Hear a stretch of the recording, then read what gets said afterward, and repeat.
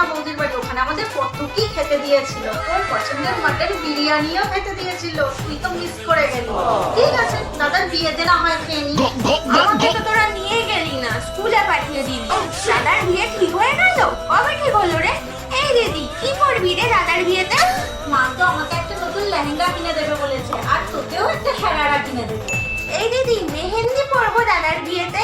কত কাজ আছে বলতো, আমারও তো টাইম হবে না তোকে মেহেন্দি পরানো।